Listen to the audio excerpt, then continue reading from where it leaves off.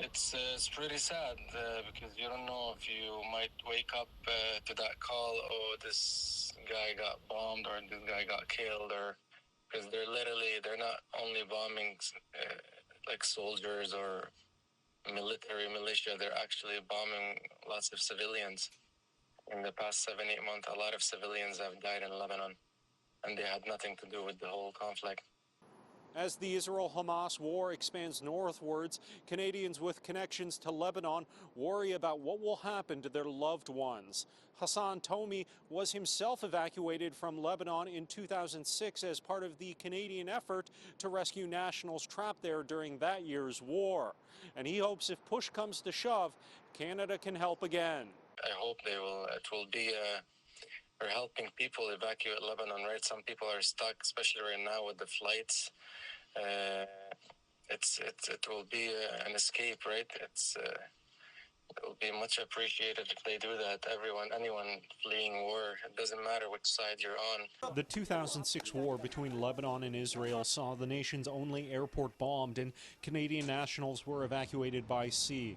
Tomi says he can still remember the trip he and his mother made to the evacuation area near the city of Tyre.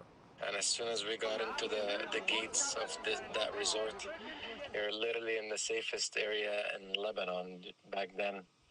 There was the Canadian Army, American Army, the French Army. Tomi worries for the safety of relatives in Lebanon. While his parents are safe in Canada, their retirement home has been damaged by bombing.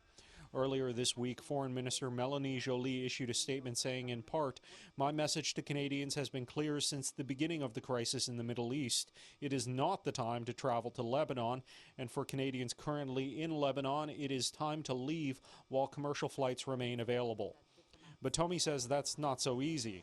Prices for plane tickets are high during the summer in Lebanon, even when there isn't a war, and Lebanon's economy remains in shambles, meaning few can afford the thousands needed for a ticket out of Beirut.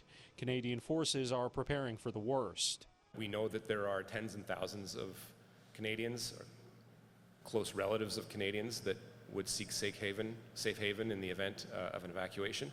So there are many staging activities going on internally if events do in fact escalate.